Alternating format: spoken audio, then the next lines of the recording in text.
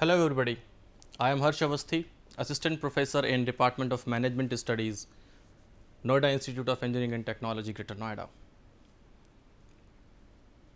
Today's lecture is related to the startup financing and financial decisions. We will discuss that what are the startups, how financing of startups is done, and what are the different financial decisions that are taken into a company, into a corporation, into a business unit. So, proceeding with the startup financing, startup capital is basically the money which is raised by an entrepreneur to underwrite the cost of venture until it's going to be turned into a profit. Means it's going to cross its break even point, BEP. When in today's scenario we are talking specifically in reference to India, there is a lot of focus of the government also on the entrepreneurship as well as on the startups. And this focus has been on a very high intensity since last 1 decade. Now the people are thinking, the citizens of the nation are thinking that why should we not start something of our own? अपना काम खुद क्यों ना करें या खुद अपना कोई काम क्यों ना करें? So for that, with this willingness into the citizens of the nation, the government has initiated number of schemes, promotional schemes, incentivization schemes, financing schemes. Even the organizations have been set up to promote the startup culture in India. Talking on a general background, talking on a general perspective, any of the entrepreneur, when putting the energy and resources to its idea, to get it commercialized, to get it practically feasible, to convert it into a prototype and then producing in mass, so that profit could be earned. When energy resources are going to be invested, obviously there would be an expectation of the profit. But this story of the profit, this story of the prototype to mass production, this story of having a very bright idea, which is actually a starting point, cannot be converted into a product, cannot be converted into profit until unless there is no foundation. And that foundation is basically the startup financing. So it's a foundation stone which is not visible. When a company becomes a giant, it becomes multinational, transnational. The initial capital that has been invested by the entrepreneur could be a negligible amount of its total market capitalization at any given point of time. If we can take an example of Reliance of India, Apple of America, the capital they invested into the business at the very initial stage, if we talk about today's market capitalization of Reliance, today's market capitalization of Apple of America, then we might be seeing that startup capital was very, very, very negligible as compared to their current market capitalization. So it's a matter of discussion. It's a significant point that laying down that foundation to construct that multi-tier building is important. So here we can discuss about certain sources, certain very traditional, conventional and even the modern sources of the venture capital financing. The first two, venture capitals and the angel investors, almost they are same. There is slight difference. First of all, the money from where it has been generated and how it's going to be invested is going to differentiate between them. Venture capitalists are going to invest the companies into the small amounts as compared to the angel investors. Angel investors are also going to assess the risk associated with their investment with more intensity as compared to the venture capitalists.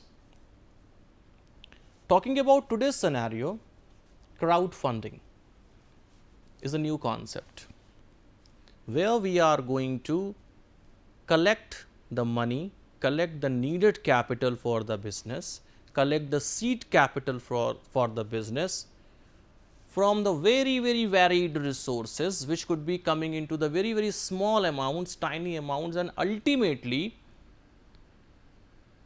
concluding into a seed capital, concluding into an amount which is essentially required to run a business. It will give a basically kickstart to the company. Because when we are going to start a company, at that time entrepreneur might not be having due amount of experience, due amount of skills, be them the skills of any type, behavioral skills, practical skills, business skills, analytical skills. It's a going on process. जैसे जैसे सीखते जाएंगे, बढ़ते जाएंगे. Yeah, you can hire certain consultant in the midway and you can take a shoot up from there. That's a different story.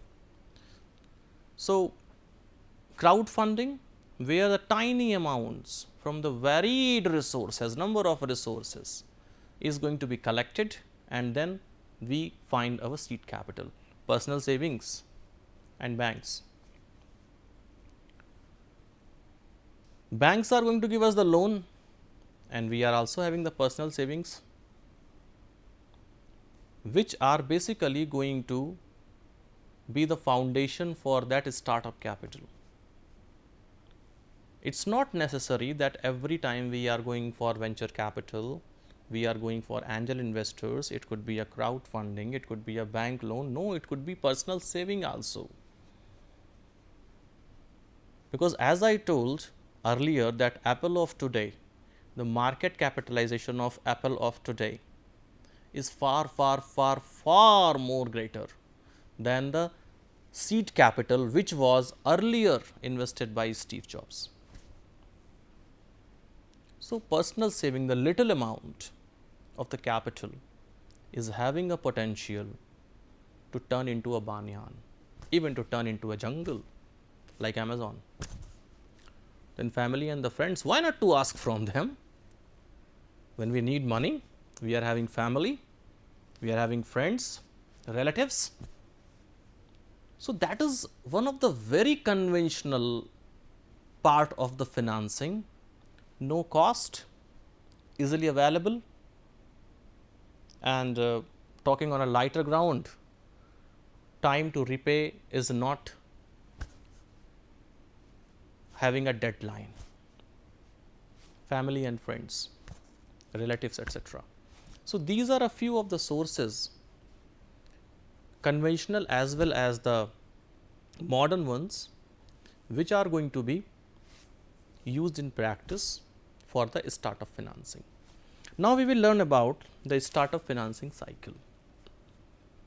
Here we can see on the x axis there is time parameter, and on the y axis there is revenue parameter. And see this red line, this.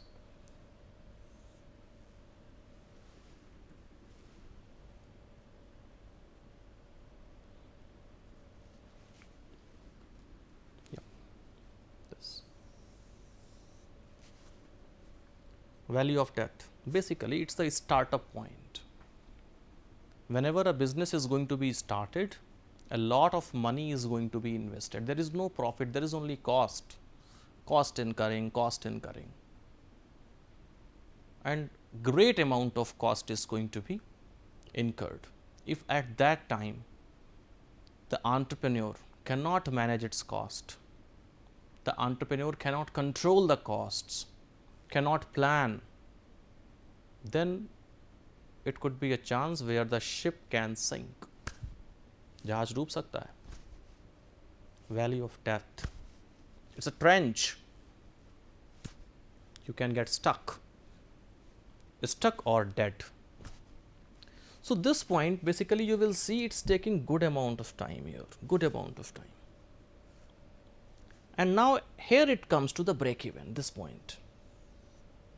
Break even. Break even is something where the company is stopping suffering losses and proceeding towards making the profits. That is the break even point. So, that is the role for basically the angel investors and seed capital. So, we could be getting the seed capital here from the angel investors. Venture capitalists can also come into the role. And do not forget those family, friends, relatives. Do not forget them. They could be the matter of help. They could be the people at need. So, this we have to identify.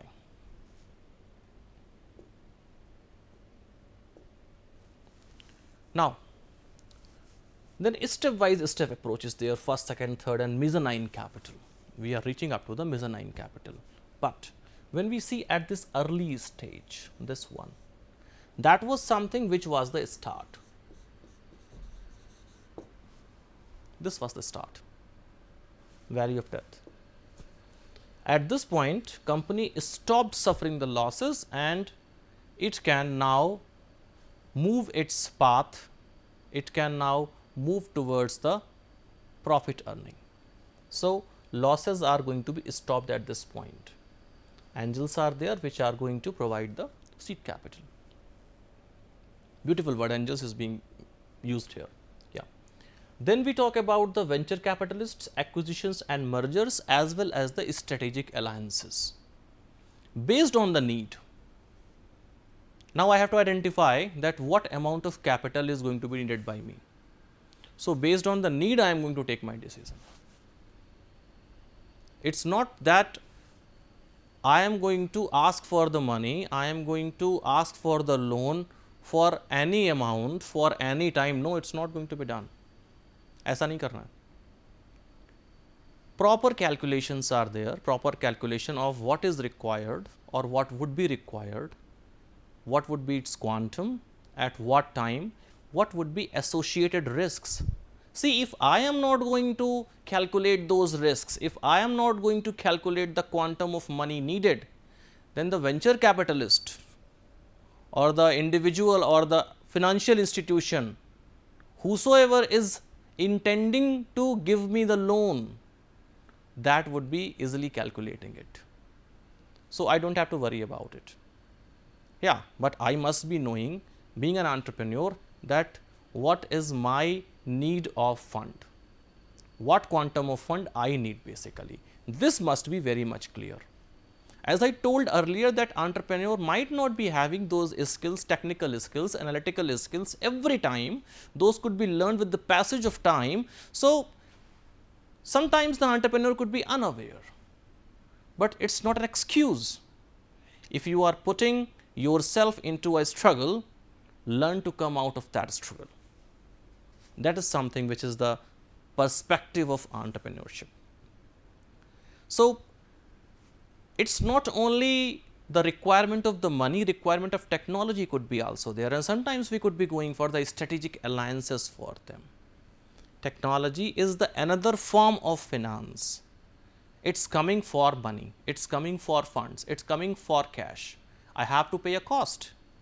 So, I have to understand that whatever strategic alliances I am going to do, whatever I am going to acquire, whatever or with whomsoever I am going to merge my business, that every aspect is having a monetary phenomena, monetary perspective which is needed to be understood, which is needed to be kept in mind every time as a source of the financing. Now, after this early stage, when we come to the later stage, we come to the mezzanine capital. Firm is in a quite comfortable position. It is having good trade-off between the profitability and liquidity. With all the things expected going on good in the company, there could be good relation between the profitability as well as the liquidity.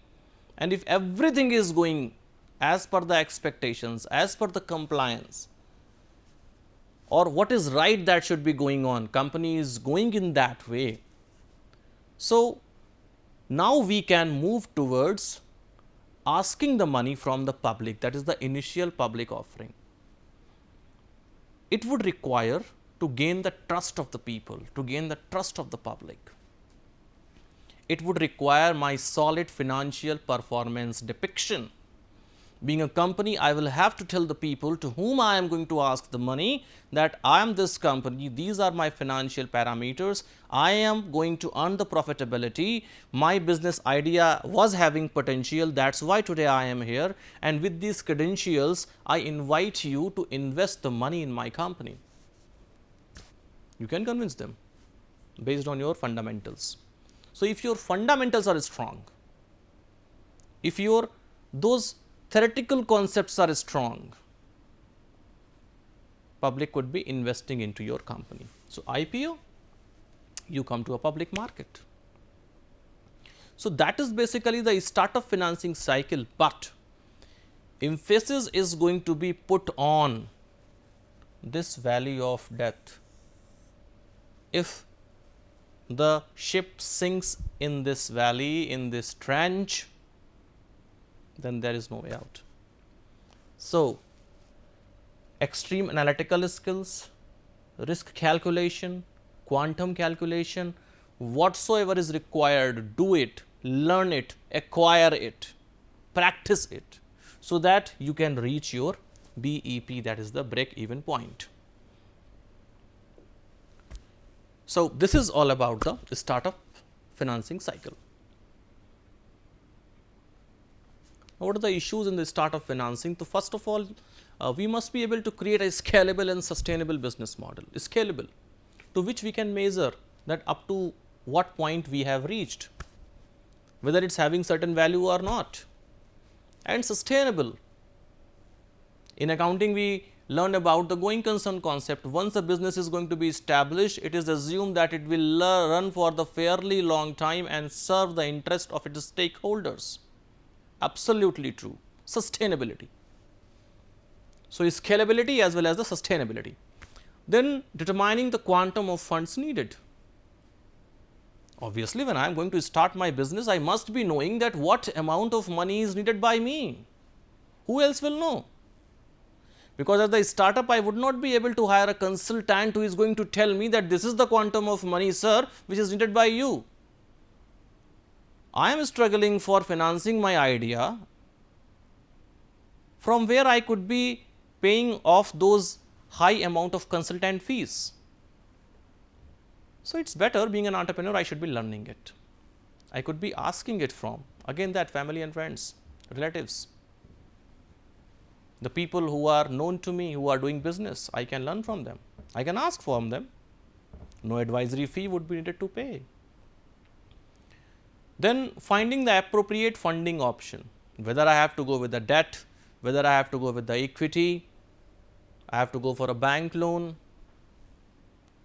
having a clarity of it. If a businessman, if an entrepreneur is not having a clarity in that sense, complete clarity, it could be a difficult situation to cope up with. Then spending wisely. Now, I have calculated my quantum of fund needed. I have raised it. Now, the matter comes how to spend it, where to spend it, how much to retain, what amount of fund is needed to be retained. So, when I raised it, I have to spend it wisely, and it is appreciable if I can retain something, because there are uncertainties in the future. Future is uncertain.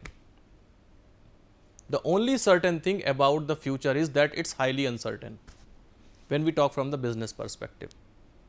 Always follow this premise. Number of times the businesses can be safe, they might not be facing any problem. So, these are a few of the issues which we are going to feel in the startup financing. If we talk about the startup schemes in the India, there is a great amount of focus towards the startup culture into the India, run by the different ministries and departments of the central government as well as state government, there are more than 120 plus schemes which are going to either promote or support or incubate or incentivize the startups in the India at different stage. At their very entry stage, very beginning stage to their maturity stage. Shishu, Tarun, Kishore, this is the classification done by the Startup India initiative, and there is a special attention to the women entrepreneurship, and it has been categorized by the states. Every of the state is going to provide certain kind of promotional support, certain kind of incentive to the women entrepreneurs apart from these schemes, as we want our women to be empowered. These are a few of the prominent startup schemes which are related to the startup culture also, and which are related to the startup financing, and these are a select few focus areas where high amount of attention and energy is going to be channelized. So, Startup India Seed Fund is there, then we can talk about Startup India initiative. So, Startup India Seed Fund is the part of Startup India initiative itself. Then with special focus there is Dairy Processing and Infrastructure Development Fund.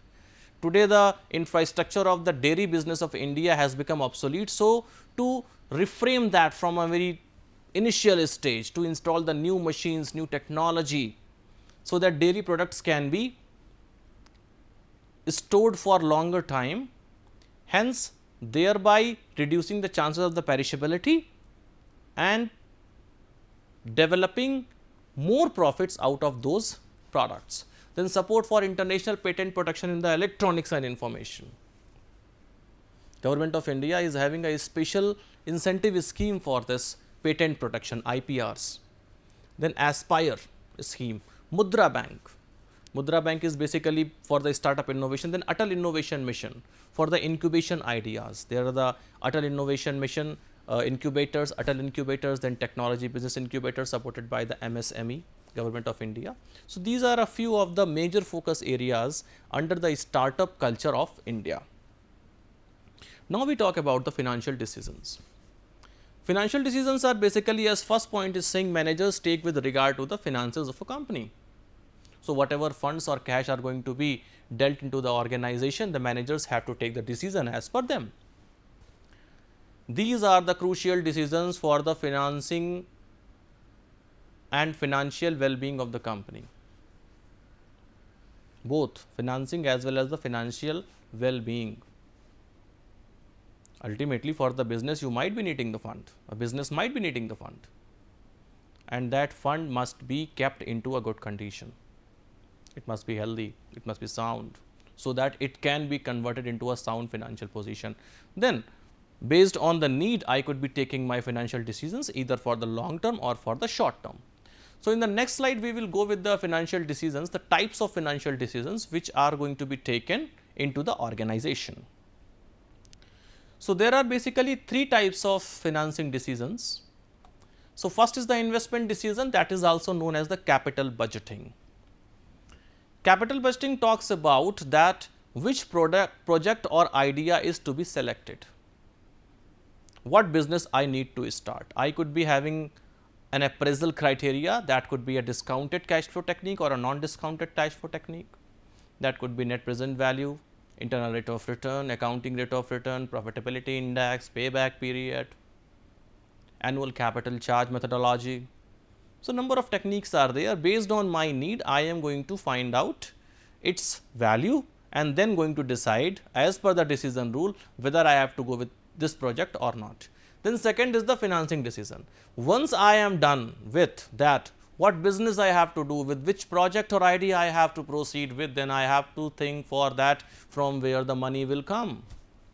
What would be the structure of that money, debt or equity or debt plus equity.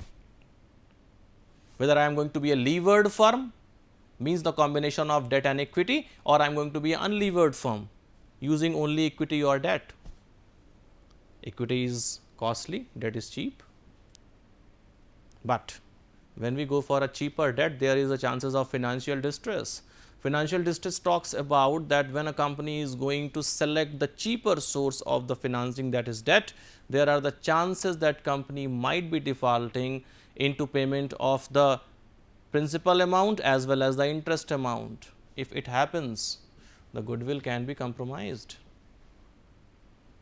So, debt is cheaper, but that comes with the financial distress. There could be the possibilities of financial distress. It is not that every time it is going to make you distressed. Last is the dividend decision. So, first we selected that with which business I have to go. Secondly, I arrange the money for that. Thirdly, when I am earning the profit, then the people who had given the money at the time when I was needing it, the equity holders, shareholders, am I going to give anything to them? Should I distribute or should I retain? So, this decision is a very tough decision, whether to retain or to distribute. And when we talk about whether to retain or to distribute, then how much to retain and how much to distribute.